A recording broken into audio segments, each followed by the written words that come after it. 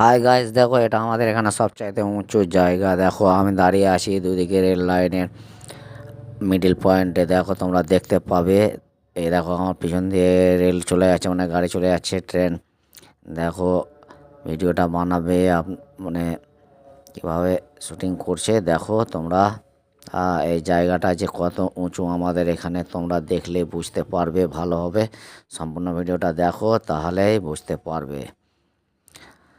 Guys, like subscribe comment অবশ্যই করবে, আর ভিডিওটা তোমাদের কেমন লাগলো কমেন্ট করে অবশ্যই জানাবে।